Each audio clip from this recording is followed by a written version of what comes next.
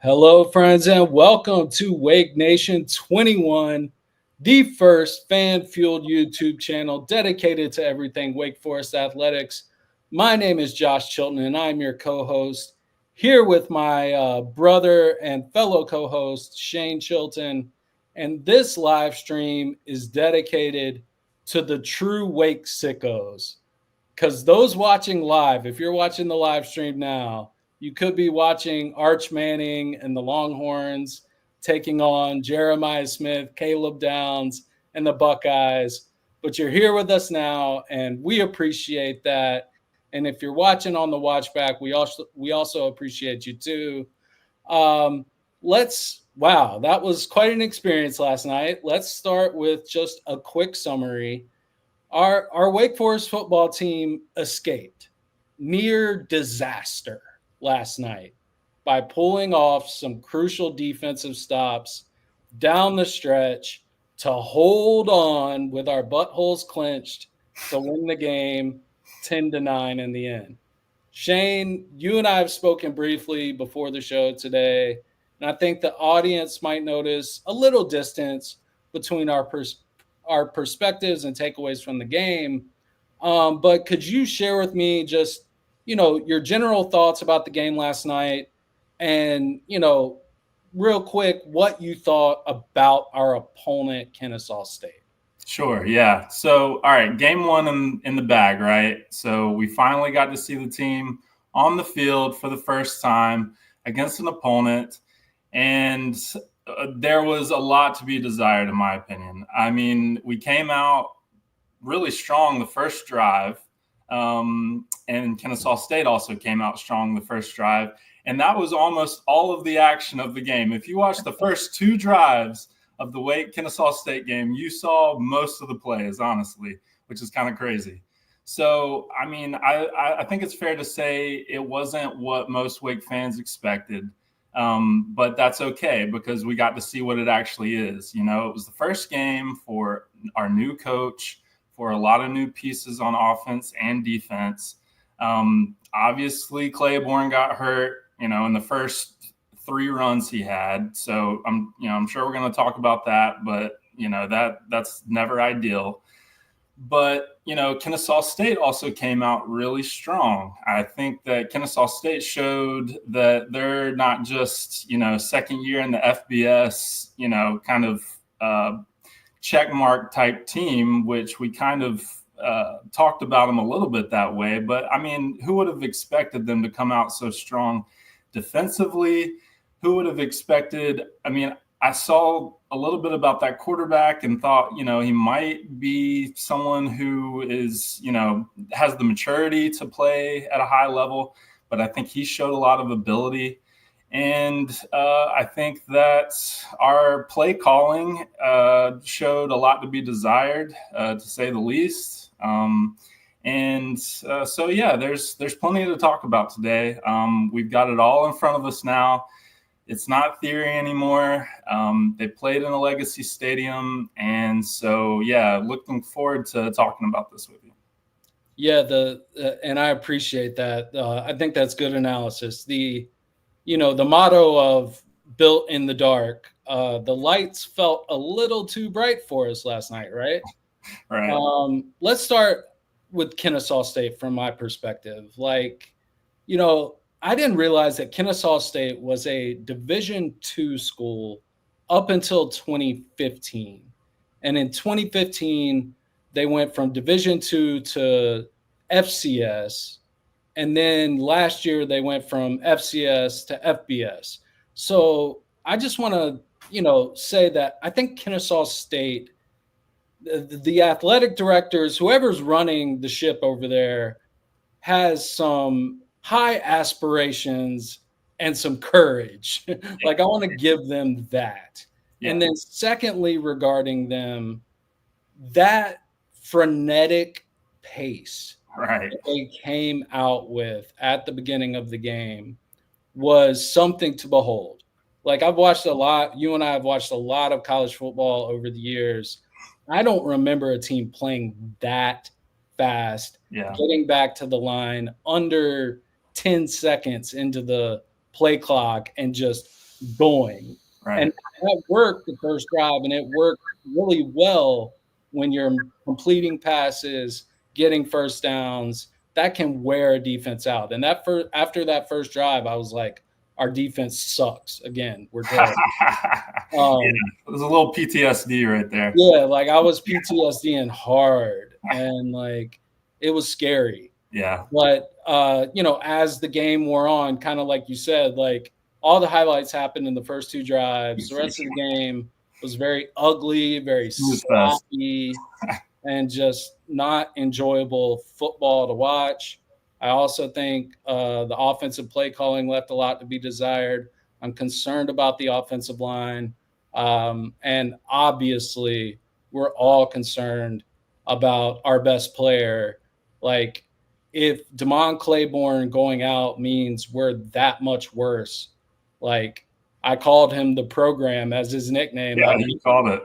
I didn't really want him to be. I think right.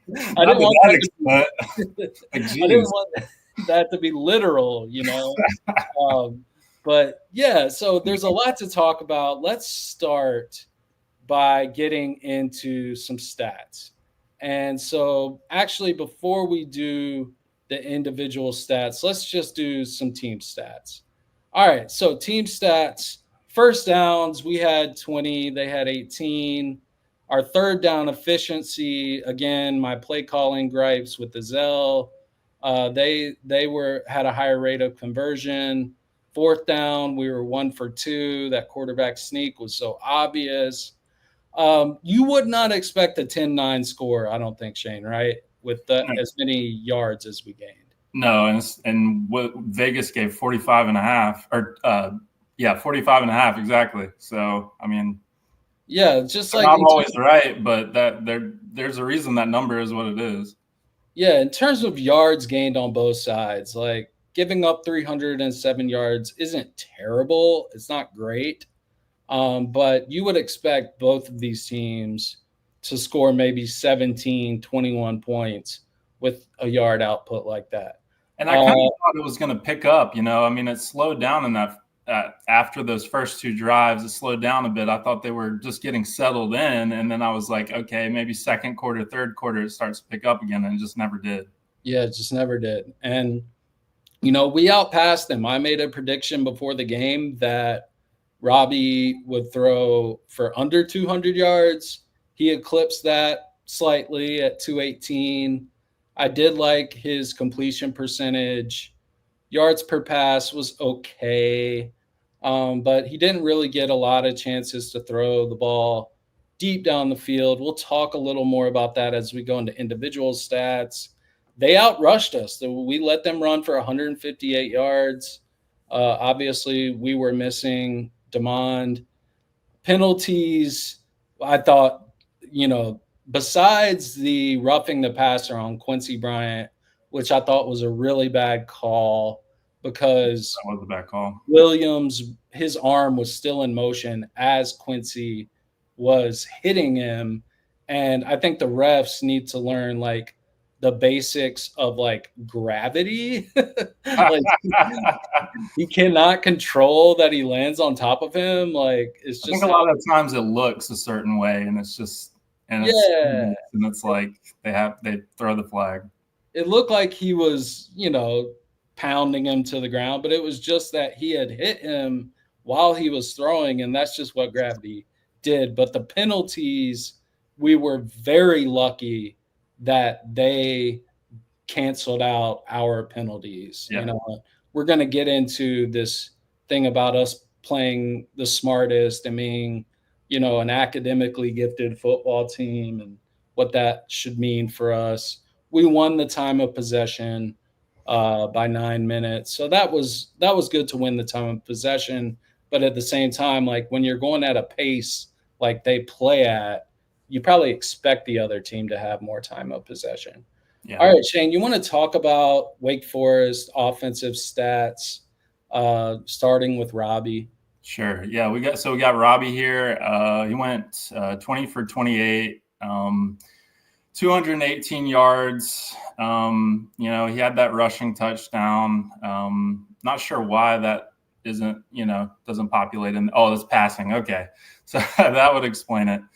Yeah. So yeah, I mean, there were glimpses of the field opening up and Robbie getting it out. I actually think he passed the ball really well when he was able to, and when the receivers got open. So he looks really good when he's out of the pocket and he's moving and throwing. So that was very encouraging. Me and Josh may not agree on how the O-line, protects him or kind of how the O-line's doing, but we'll get into that. As far as rushing is concerned, I mean, a lot of runs for Robbie. Ty Clark, he did a pretty good job. I don't think Clements played very well. He wasn't aggressively hitting the holes. He looked like he was just kind of going through the motions. And so obviously with Claiborne out, our rushing offense was hurt. But the next guy's got to step up, and that's why you've got more than one running back. I want to say real quickly on that, I had high hopes for Jamario Clements, and I don't want to define him by one game, but after one game, I was not impressed. Yeah, he's got to be more aggressive. And given that, I don't think a 50-50 split between Clark and Clements is, if Demond, and I hope, Demond can come back, but if he can't come back against Western Carolina, I need to see Ty Clark getting 60, 65, 70% of carries. And I want the rest of those carries to go to Tate Carney for the short yardage. Yeah, or we can even get Barnes involved. Yeah. We're going to talk about him in the passing game, but if you want to put him in the backfield, I think that's just fine with me. Yeah, he had one carry for 15 yards. You want to talk about the receiving? Yeah, Falai, what a stud. He really performed quite well. He seemed to do a good job of finding those pockets, as the tight end, and, he has good hands. So he was a real standout. I think Karate played well, with his one reception, he played. It was a good play. You could see when he caught the ball, you're like, I kind of want the ball to get to that guy a little bit more. Get that man on the field, coach. What is going on? Exactly. Yeah, no, he definitely stood out with his one reception. I think Mays has got good hands. Just our passing game, really wasn't that successful. So it's not like any of the receivers really kind of had a standout game because of just the way our offense was operating. But Mays played fine. Hernandez, he's available. I think they want to get him on screens and kind of more of the slant routes kind of guy. So, I think the receiving core did fine. I think it'll be interesting to see the snap percentage moving forward with Chris Barnes and Carlos Hernandez. Like we talked about last week, and there was a consensus, and apologies to Chris Barnes on my behalf. I've been sleeping on you. I did not know. Didn't know. But it was a pleasant surprise. It was who is this guy? Why does he run like a 4.040, a 3.040? He's just so fast. It's going to be interesting to see how those slot snaps are distributed between those two moving forward. And then defensively, let's talk about that a little bit. Tell me what you thought about, Nick Anderson led us in tackles again. I don't know if that's a good sign or a bad sign, but shout out to my spirit animal. If you want to talk about any of the other guys on defense as well. Yeah, let's talk about some of the surprises a little bit for me. Frank Cusano, I think, played a great game. I'm really happy to see us have a pretty strong three-man rotation there at linebacker, especially with a team that's going as fast-paced as Kennesaw State was. You need that type of depth. And I wasn't surprised because, Cusano came from Washington State with Dickert. Dickert's a defensive coach, so obviously there was some type of connection there. And, Dickert saw that, Cusano had great ability. And so, yeah, I think he really stood out. I think that, let's see, who go below Loving there. I want to talk about my other, Loa Vishen. Yeah, Zach Lovavishin. Lovavishin, yeah. Lovavishin. On the inside, you could, he had 2 tackles, and, that's not like a crazy stat line, but when he was in there, I could see that he was really bolstering that D line, holding it well, getting in there. And he just seemed like a strong force, smart, good footwork. So those are the 2 kind of surprises. I guess, the rest kind of seemed like, so the first drive for Kennesaw State's offense, I was, like we said, like kind of having reminiscence of last year and the shit show that was. But they stepped up. It was, they gave up 9 points, and the offense really just couldn't get going. So you can't really fault a defense. I mean, I think we're being a little generous because, this is Kennesaw State. Like, let's not forget the fact that, this is supposed to be the weakest opponent we play all year. So, like, they shouldn't get too many pats on the back for, I can't give too many pats on the back to the defense for holding them to 9 points, because they should have, and the offense should have scored more. I mean, that's the bottom line. Right. I was, a little surprised by the snap counts from Jaden Loving. I don't know if it was the pace. I don't know if, he just doesn't if they don't believe in him as much as Dallas Afalava, but it seemed like it was either going to be Lohavishan and Dallas together as the 2 interior guys, or they were going to do Mateen plus Loving together, and they just kind of coupled those guys together. I want Zach Lohavishan and Jaden Loving on the field together, because they ran the ball against us far better than it seemed like them should, and we need Jaden Loving. He got one of our only 2 sacks. We need him on the field, and so that was disappointing for me. I thought our edges, Kurski got home once on a sack. There were a lot of times we would get pressure, but Dexter Williams was a smart player. Like, he would break if we lost any contain in terms of that pocket. And even if that pressure was coming, he could step up, he could step around, he could roll out, he could avoid the pressure. But I thought we were generally getting some pressure. It just felt like we couldn't quite get home. Yeah, our pass defense, I was fine with. Our rush defense left a lot to be desired. There were a lot of people missing assignments, missing gaps, overrunning the play. It just wasn't tight as you would hope it would be against the Kennesaw State. Yeah, it was sloppy. So, again, Wake Forest 10, Kennesaw State 9. I see a lot of fans on Facebook and X just in full panic mode.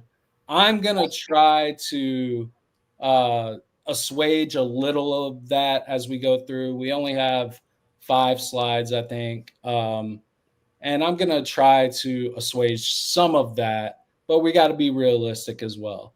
So first, I just want to give a shout out to you, Shane. Like, you were calling regardless of how we felt Robbie played, which I thought he played okay given his situation. You were absolutely correct. Way before the rest of us had the courage to say it, that he would be named QB1. And we made our show last Saturday, and you strongly held to that. And the very next day, the announcement was made. So just shout out to that prediction for you. I predicted that we would limit Damon Claiborne to under 20 carries because we would be beating Kennesaw State so badly that we would save him for the rest of the season. That was turned out to be. You're right, and just the wrong in the way we didn't want. I was right for the wrong reasons. He had 3 carries, and he's a warrior, man. Like I've seen him last year. I can't remember. Maybe it was NC State or against someone else. It looked like he had an injury that like he might be out for the season. And he went back in the locker room and he came back out and he played the rest of the game and kept playing the rest of the season like he hadn't missed a beat. He tried to go back out there after he got hurt. And the pain kind of made me question the assessment a little bit with our sports medicine. I mean, I'm sure they do a good job, but it's just kind of like, it seems like you can make that call a little bit, you know, even if the player is like vociferous and just like really like, I got to get back in. But, you know, he wants to play. I get it. Yeah, I think with his leadership role on the team, like they're like putting ultimate trust in him, and he's just got a lot of power to make those types of decisions. I think if it had been anything related to his legs, his knees, his ankles, his hamstrings, that's a good point. That would have been a whole different deal. I was so relieved. I hope it's not broken ribs. I hope it's bruised ribs, because broken ribs can be very painful as someone who's had broken ribs. But I was relieved it wasn't those multi-million-dollar legs that were injured in the game. Or something like that. I predicted that the defensive ends would all get home, that Kursky, Hardy, and Gatkuth would all get home. They got close a few times. Like, we have talent on defense. We really do. And that edge room has talent, but the D ends only got 1 sack, and that was Kursky. And a big play, he made a big play. The other 2 did not get home. We only had 2 sacks for the game. Like I said, the other one was Jaden Loving. Defensive backs, I thought looked solid all overall, and particularly Karan Prunty. Like, I thought he looked really good. So you had concerns about the DBs. You know, the safety room graded out pretty good on PFF. What did you think overall? There was that one play where if Dexter Williams hadn't overthrown the guy by just a few inches, they're running into the end zone. Yeah, end zone. I mean, I don't think they were tested enough, honestly. I think this was a run-heavy game, and I don't think that. I mean, there were a couple breakups, which were fine, but you know, I still got to see more. I got to see, you know, it just wasn't enough for me to make an assessment. Yeah, to make a big assessment. And turnovers, I predicted we would get 2 turnovers against them. It was a big fat 0 on both sides. There were no turnovers in this game. So we didn't lose the turnover margin. There were just both teams took care of the ball. And I wonder if, you know, partially what might have been holding Robbie back in his mind was fear that he was going to make a turnover.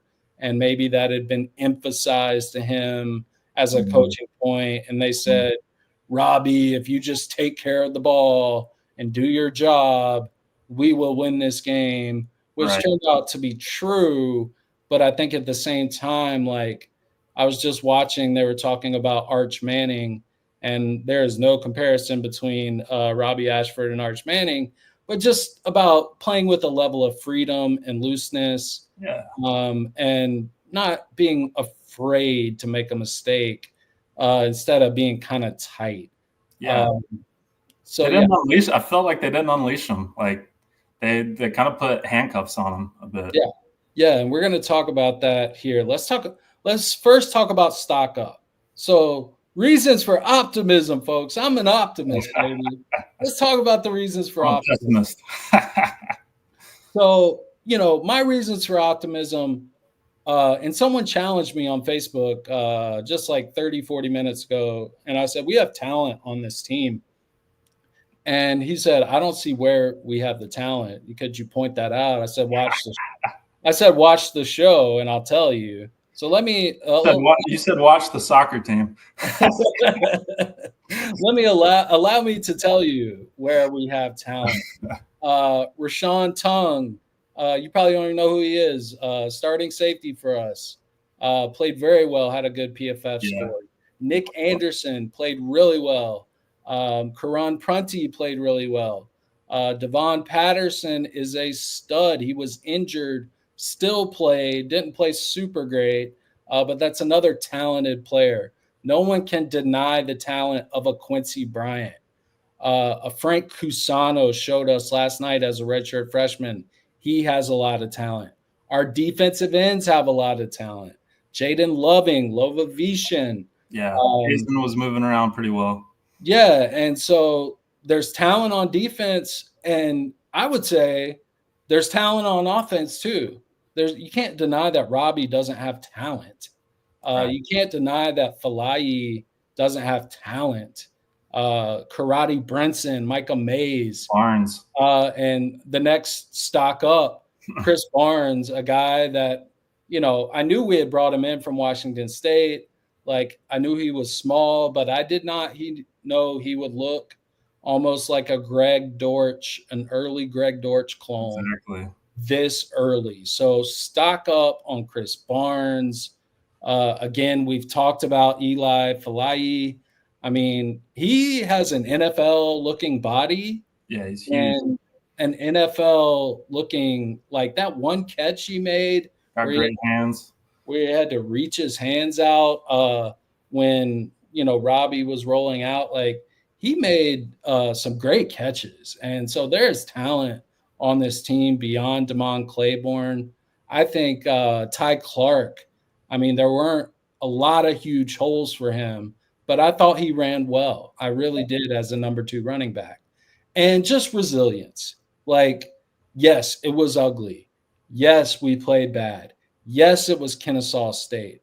All of those things are true. And had one extra point not gone awry or a field goal missed by their kicker, we would have lost this game. Yeah. But we pulled it out. At the end of the day, games like this, ugly wins like this, can serve a purpose if used in the right way. And I thought that we showed resilience in the end, especially our defense on that final drive where we had to punt back to them because of a call that I did not like from Izell on a third down and a penalty we got. I just thought, our defense showed a lot of resilience for 3 straight quarters while we were barely putting up any yards or points for them. So, do you have any thoughts on stock up, Shane? Yeah, I mean, I think it's hard to be an optimist. So I'm glad you're being an optimist with this because, you're paying attention to some of the stuff that other people are just being dismissive about immediately, just all, throwing their hands up in the air. Yeah, I think you made a lot of good points. I think that, even though I'm probably on the other side of the coin, there are places that we can work and improve and settle into. And so if we make the right, if we have a good week in practice and the coaches are emphasizing those areas for improvement, then let's see you next week. Yeah. I mean, you can't expect the fan base. We're not on the field. They're the ones out there. They're the ones providing the product. And so I think that Winston and Wake are ready to be very enthusiastic about the team. So let's get the team where it needs to be. Yeah, absolutely. And I think that's a good point. And, my main thing that I would articulate in terms of an optimistic view is this is college football. These are 18 to 22, 23-year-old kids. And it can be very unpredictable. And I'm not going to I'm not going to say the sky is absolutely falling. This is a failure after one game. Yeah. Now, Western Carolina now becomes a huge game. Yeah. I need to see a different team show up against Western Carolina. Western Carolina is FCS, but they're ranked 18th in the country in FCS. So they're going to be a good team, maybe comparable to Kennesaw State. I need to see a different performance out of the Deacs, a much more disciplined, just a better performance. Because if I don't see that next week, I'm going to start losing some optimism. And so I'll give them this week. I'm grateful we pulled out the win. I think there is some things to be optimistic about, but we also have to get into the stock down. And, stock down, first point is obviously Damon Claiborne's ribs. Whatever's happened to him that took him out, like, the O-line was creating some push, some holes on some plays. But, Ty Clark, as good as he is, I have the belief that Damon Claiborne healthy is a top 3, top 5 running back in the nation. And he's just going to be able to create magic. I mean, he showed on the very first play that, there were guys there who could have made tackles and probably would have on a Ty Clark or a Clements. And he was just so different that it was an 18-yard explosive. And so losing him for any amount of time is devastating to this team. But it's also a time for us to kind of buckle up and say, you know what? Is he the program? Is he the whole program? Is he all we have? If we don't have him, are we just done? These guys need to assess and look themselves in the mirror as a coaching staff, as players, and make that decision about what level of pride they have about performing with or without Demond. Coach Ezel's situational play calling.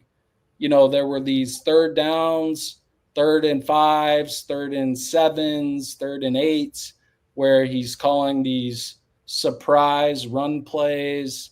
I don't know why, like at the certain positions of the field, again, goes back to a theme of handcuffing Robbie Ashford.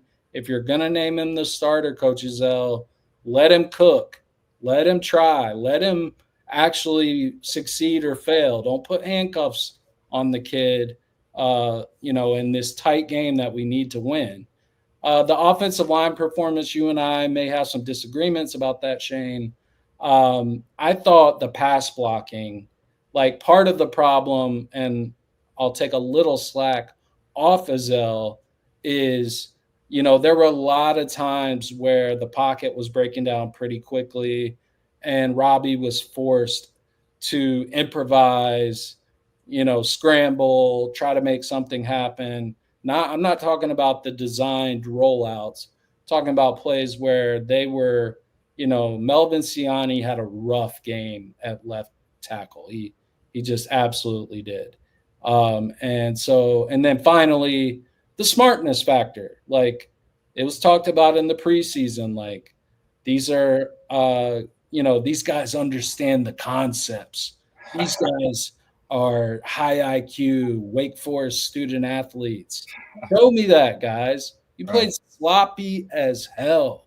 Yeah. You guys and I know it's the first game, and everyone does that, but if you're going to be a really good football team, you need to step that IQ up a little bit, because that's supposed to be one of our advantages. Know where the first down marker is. Yeah. Oh, my goodness. Robbie, when you're running for the first down and it's 3rd down and you're a yard away from the marker and you run out of bounds with the ball tucked instead of putting it out, us fans are like, what are you doing, dude? Just put the ball out. Like, cut back inside and use your size to muscle for that first down. We need the first down. So what are your thoughts on my stock down comments, and if you have any more to add, Shane? Maybe big picture. So if we're calling conservative against Kennesaw State, I mean, what does that say for the rest of the season? Like, you're not willing to open it up against Kennesaw State. You're going to put handcuffs on your quarterback against Kennesaw State. Like, come on. That's the other thing was like with Robbie, like I can't tell whether he's composed or he knows that his coaches don't have confidence in him, and the play calling is showing that, and so he's just a little bit like nonchalant or whatever because he feels like he's not being given the tools to succeed. It's hard to tell with him, honestly. Sure. I like that he's composed, but you can't tell whether that's like composure or just like not caring. And if you're a winning quarterback, there's got to be a certain amount of passion and pride that you play with, and there's got to be a certain amount of leadership you bring to that offense.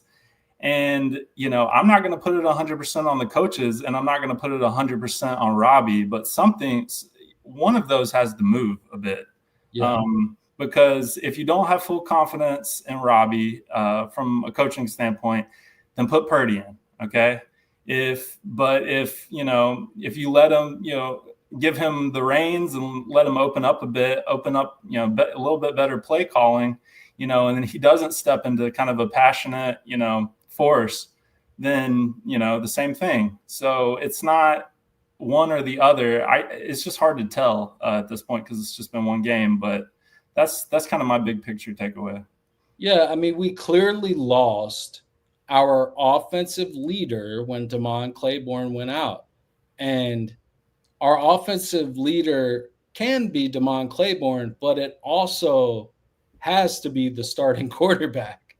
And I'm going to give Robbie a little bit of a break. I mean, 20 for 28 is pretty good considering I think he was flushed out of the pocket a lot when he didn't want to be, and plays couldn't develop down the field. He can throw. I can see he can throw. Yeah, he can throw. And, I'm going to give him a little leeway too, because, this is his first start in 3 years. Mm-hmm. But at the same time, Dexter Williams hadn't played meaningful football in 5 years. And he just looked a little more composed. Now, his completion percentage went to ass by the end of the game. But I just thought coming out and in terms of just football awareness, Robbie left something to be desired on just these little elements of it, like not huge elements of it, but little elements that can be the difference between a win or a loss, right? And so, stock down on all of these factors. We've got to play a lot smarter. Damon Claiborne cannot be our only player. The offensive line needs to step up. We got to figure out left tackle if Siani can't do it. Because if he can't hold up against Kennesaw State's best pass rusher, do we move Lely to the left? I mean, we got to think about some things here. And so let's just look at some notable PFF grades. So those of you who may not be familiar with how PFF grades, like I don't take their grades as gospel. I don't take their grades as all encompassing.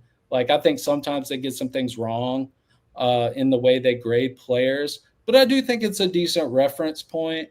And I think it's worth looking at their grades, especially since I paid for the PFF Plus prescription so I can look at these grades. So we're going to look at the grades. Offensively, so a 70 or above, is pretty good. So you can see the green is going to reflect a decent, good performance, not a bad performance. A mid to higher 70 reflects, an above average, like pretty, real good performance. An 80 or a 90 is an excellent performance. It's, a top level, high end player of college football type performance. And so Robbie had a 71. Chris Barnes had a 75.7. I see. I don't. That's the one thing about PFF. I don't know how Chris Barnes even has a 75. Like to me, he has like a 95 because the only time he ever touched the ball was magical. Right. But they look at things like blocking. I don't know what all they look at. Separation on routes. They don't catch passes. Eli Falayi, again, our highest graded offensive player. The running back difference between Ty Clark and Clements played out in the PFF grades on offense. Our entire offensive line did not grade out well, at least according to PFF. Devin Kalani was our highest graded offensive lineman with a 60, which is a below average grade. The rest of them did not grade out very well. And I put right tackle, but I meant left tackle. Maybe future right tackle Melvin Siani was our lowest graded offensive lineman with a putrid 47.3. Do you have any thoughts on the grades regarding our offense or any grades I left out that you might be curious about? No, I think this echoes some of what we saw on the field and some of the call-outs we already made. Falai obviously had a great game. Want to continue to see him get the ball. Barnes, very impressed with him. I think you're starting to convince me with the O-line. Now, I thought that the O-line had played decent, but I think that was more just – it seemed like they were holding up the D-line pretty well. It seems like they were giving Robbie some time in the pocket, which, for certain throws. And then also some of the pulling I saw in this power spread was it. I mean, it was Kennesaw State, but it did impress me. It seemed like they had pretty good footwork and they were able to kind of get downfield to the person they needed to block. But yeah, I don't, from the offensive side, really no surprises here. This seems like kind of what we saw on the field. Yeah. And, the strength of Kennesaw State's team, let me say this about Kennesaw State. They will not go 2-11 this year. No. I don't think so. I think Coach Mack is a good coach. Yeah. I think that frenetic pace they play with on offense is going to do some damage in Conference USA. And I think their defense was a strength of their team. That being said, we still should not be scoring 10 points against Kennesaw State. I don't care how good their defense is comparable to their opponents in Conference USA, because this is the ACC. And if we can't have good offensive line play against Kennesaw State, that's very worrying. So I'm worried there. Defensive grades, Prunty, again, he made some very strong pass breakups. Nick Anderson leading us in tackles. Dylan Hazen, he missed one crucial tackle, but he also made a couple solo tackles that were really strong. Cusano, Quincy Bryant, Aiden Hall, all graded out in the between 61 and 66. I thought Quincy Bryant and Cusano deserved better grades based on what I saw on the field. And that's where with PFF, sometimes I don't always agree with the grades. Jaden Loving, again, not getting as many snaps as I want. And he had a much higher grade than Dallas Afalava. But our boy, Zach, who I underestimated coming into the season, had our highest grade on defense. He didn't get any sacks, but he was, putting pressure on the pocket consistently. He was getting off his blockers in the run game. He was a physical presence all game long. So I want to see Loving and Zach as our two entrenched defensive tackles, and I want Afalava and Mateen as our backups. I don't want as heavy a rotation. And I know we had to do it this game because of the pace, but I don't like the pairing of Zach and Afalava because they're both a little undersized in terms of weight. I want a big man and an athletic man. And so the big man can be Loving and the athletic man can be Lovovichon. And I think that's how it should go. Gabe Kirsch was our highest graded defensive end. He got the sack. Kershke, I keep saying Kershke with a 70.9. So those were the highs of the defense. Ashad Williams had a decent PFF grade, another kind of depth corner. Samari Stevenson didn't grade out super well. Neither did Devon Patterson. I'm going to give Patterson a break. He was injured. What did you think about these defensive grades? Did they kind of mirror, again, what you saw on the field? Yeah, happy to see Prunty and what he did. That gives me more confidence at the cornerback position. The defense, I think, clearly played better than the offense. But this is Kennesaw State. I mean, I'll give them, as much, I'm so impressed by Kennesaw State, like way to go. Like this should, but at the end of the day, this is a Wake, Forest show, and we're in the ACC and we should be playing well against Kennesaw State. It's just that's the bottom line. So happy to see higher PFFs and was happy to see decent defense, held them to 9 points, but it's still I don't know. I still can't come away from it feeling too great. Yeah, we're an ACC school, and if we, with all the hype of the preseason, as hyped as I have been about this team and the talent I believe this team has, I'm now questioning the coaching. And I think we forget very easily offensively, Dave Clawson was a genius offensively. And we don't know if we have that anymore. Now our defense has always struggled the last 5-6 years, but we need to see some developments on the offense. The defense kind of found its way a little bit, but if the offense can't look any better than that, with or without Damon, we're just screwed.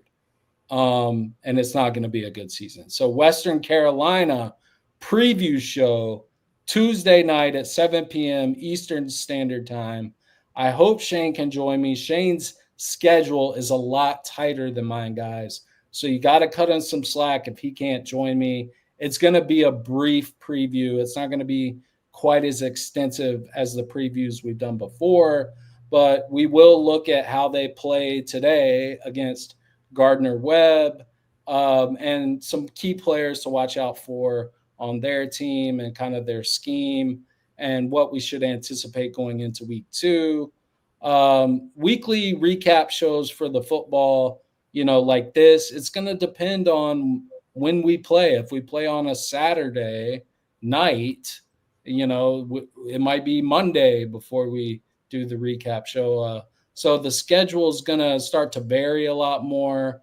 Basketball content coming soon. I've been working on some slides for basketball. We have not forgotten the basketball team. We're still going to support the other teams. Men's soccer is exciting. Women's soccer is exciting. Those are 2 teams we should be really excited about, and how you can support us.